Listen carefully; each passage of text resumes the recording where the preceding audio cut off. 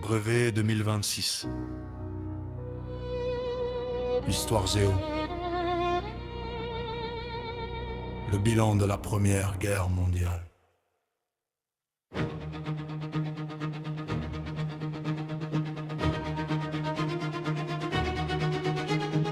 De 1914 à 1918, l'Europe traverse une guerre d'une violence sans limite.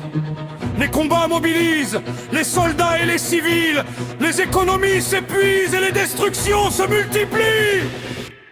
Plus de 70 millions d'hommes sont mobilisés dans le conflit.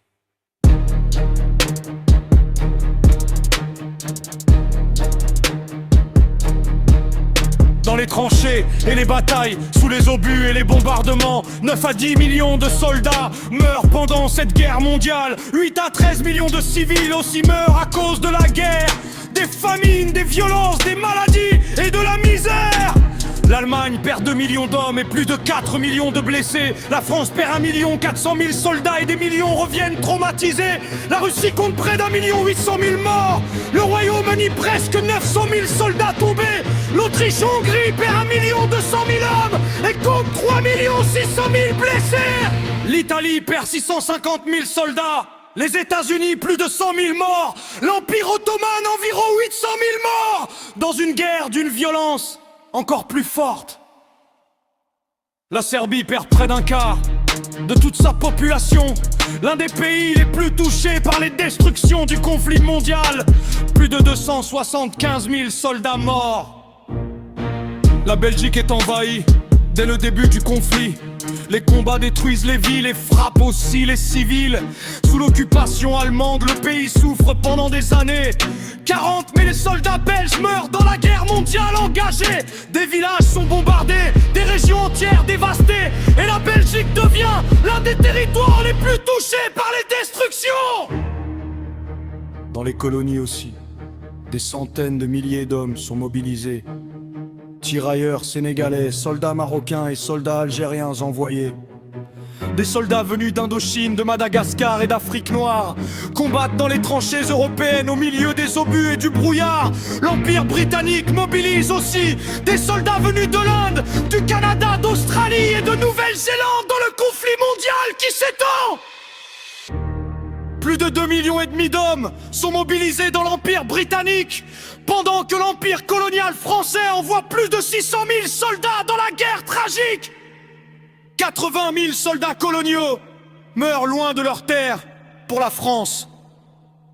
300 à 400 000 hommes tombent pour l'Empire britannique. Dans une guerre qui n'est pas la leur, et les colonies participent elles aussi à l'effort immense de la Première Guerre mondiale et endurent ces horreurs. Dans l'Empire ottoman, le génocide arménien provoque entre 800 000 et 1 200 000 morts. De 1914 à 1918.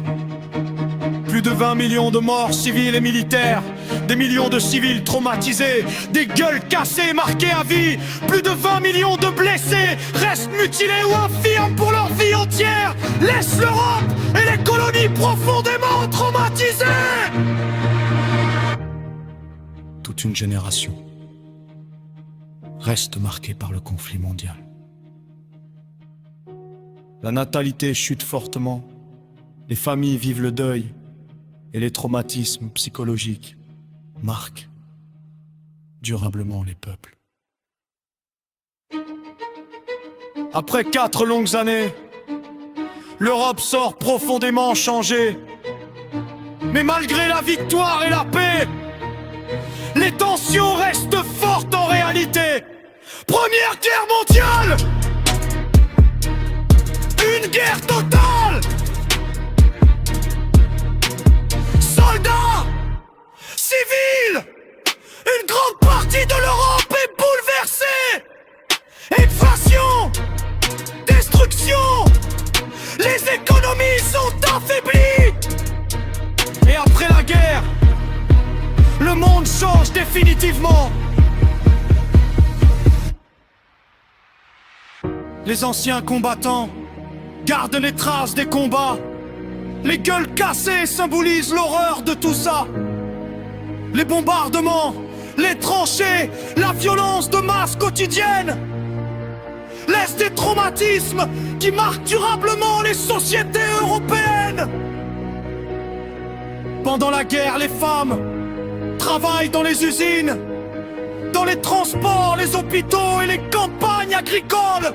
Après le conflit, elles réclament davantage de liberté, d'égalité, de droits politiques. Mais dans plusieurs pays, les progrès restent limités, les inégalités continuent après la guerre terminée. Les régions du front sont détruites. Les États sont très endettés.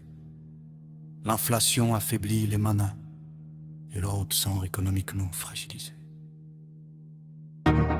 Avant ce temps, les États-Unis deviennent la principale puissance économique et financière mondiale. Le centre des puissances économiques se déplace progressivement et les États-Unis prennent les places dominantes dans l'économie mondiale.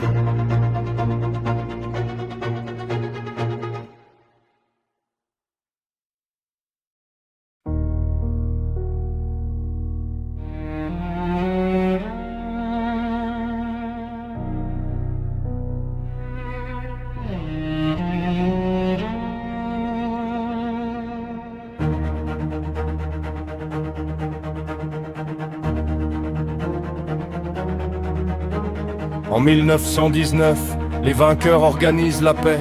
À Paris, les dirigeants européens redessinent les frontières désormais. La France récupère l'Alsace et la Lorraine. De nouveaux États apparaissent sur la carte européenne.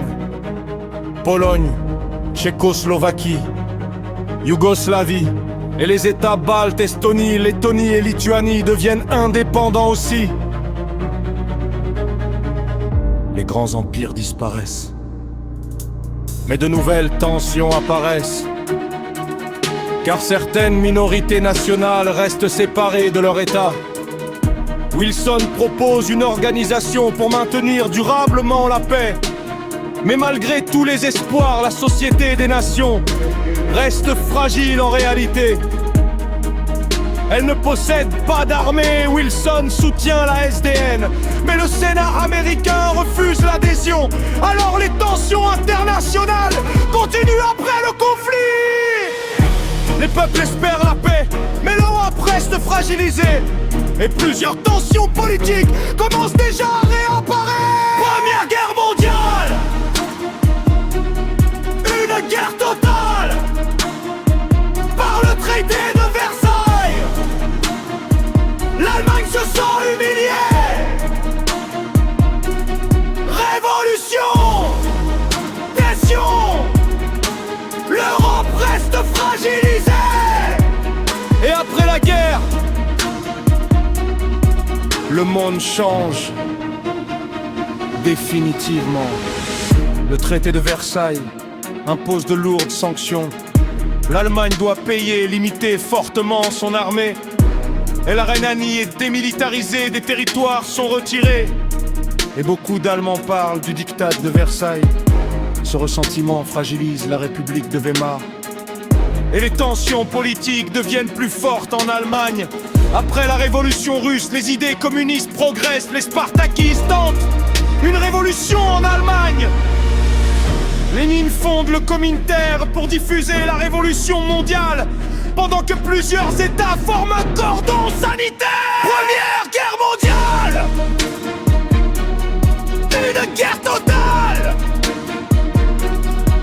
destruction, inflation, une Europe profondément changée. Traité, révolution, de nouvelles tensions apparaissent. Et malgré la paix, l'Europe reste profondément fragilisée.